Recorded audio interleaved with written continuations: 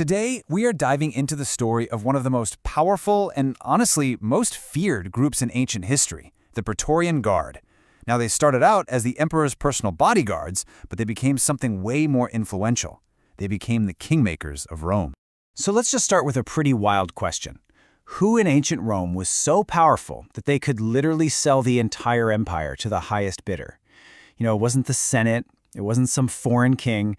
The answer, incredibly, is the very soldiers who were sworn to protect the emperor, the Praetorian Guard. So where did this group even come from? Well, the Guard originally started out as elite bodyguards for Roman generals, out on the battlefield. But it was Rome's very first emperor, Augustus, who had the big idea to turn them into a permanent, elite force, stationed right there in the capital, loyal only to him. Their main job on paper sounds pretty straightforward. Protect the emperor and his family no matter what. But think about what that really means. They were everywhere the emperor was, shadowing him in the Senate, standing guard at the Colosseum, always there, always watching. This constant, close-up access put them right at the pulsing heart of Roman power. You have to understand, being a Praetorian was basically the best job you could get in the entire Roman military. While a regular legionary was stuck on some cold, rainy border for 20 years, a Praetorian guardsman served for less time, got paid way more, and got to live in the most exciting city in the world. It was an incredibly privileged position. And they didn't just get to live in the city, they had their own massive headquarters called the Castra Praetoria. This thing wasn't just a barracks, it was a huge fortress with high walls and imposing towers, big enough for thousands of these elite soldiers. It was a constant, physical reminder to everyone in Rome of who really held the power. But, having the best pay and a giant fortress in the capital, that was just the beginning. The Praetorians learned very quickly how to turn that special status into real political power.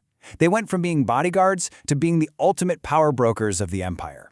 So how'd they get so influential? Well, it really came down to three things. First, they were the only major military force allowed inside the city of Rome. That's huge. Second, being so close to the emperor meant they knew all the state's secrets. And when you put those two things together, you get the ultimate power, the ability to decide who would rule the empire. They also used their leverage to get incredibly rich. Whenever a new emperor came to power, one of his first moves was almost always to give the guard a massive cash bonus. It was called a donativum. And let's be real, it was basically a bribe to make sure they stayed loyal. Over time, this taught the guard a very dangerous lesson, that their support was always for sale. And this whole system of trading cash for loyalty, it eventually just spun completely out of control. The Guard realized they didn't have to wait around for an emperor to die to get another payday. If they didn't like the guy in charge, they could just, get rid of him. Probably the most famous example of this is the assassination of the Emperor Caligula. A group of his own guards just decided he was too cruel and dangerous to rule anymore, so they ambushed him in a palace hallway. In all the chaos that followed, they stumbled upon his terrified uncle, Claudius, hiding behind a curtain, and, right there on the spot, they declared him the new emperor. Just like that. But believe it or not, assassinating an emperor and picking a new one wasn't even their most extreme moment. About 150 years later, after they murdered yet another emperor, a man named Pertinax, the Guard decided to just skip the whole process of finding a successor. This time, they decided to cash in, directly.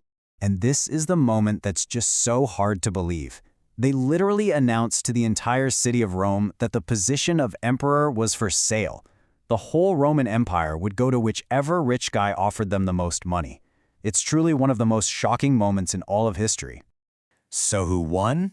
A wealthy senator named Didius Julianus. He won the auction by promising 25,000 sesterces to every single soldier. That's an insane amount of money. We're talking years and years of salary in a single payment.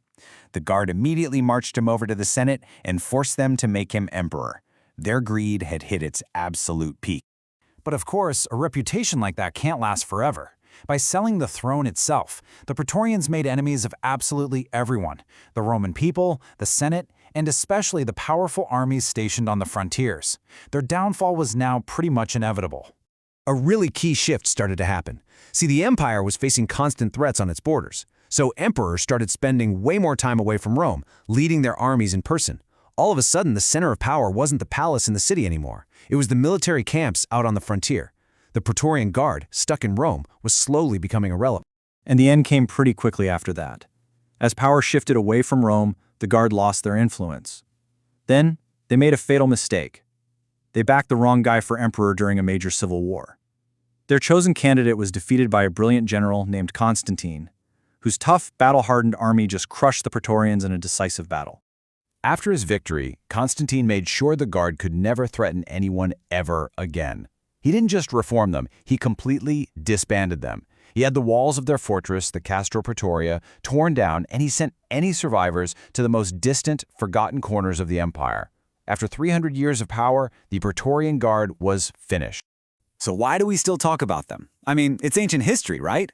Well, the story of the Praetorian Guard is more than that. It's a powerful, timeless lesson about power, about loyalty, and about corruption. Their story really leaves us with a powerful legacy. It's the classic cautionary tale about what can happen when a military force gets too involved in politics. In fact, the word Praetorian is still used today to describe elite guards who are fiercely loyal to a single leader. And for 3 centuries, for better or worse, they completely shaped the history of the Western world. And all of this leaves us with a final, really important question to think about. The story of the Praetorian Guard forces us to ask, what happens when the very people meant to protect a system of government become powerful enough to control it for themselves? It's a question that is just as relevant today as it was 2,000 years ago.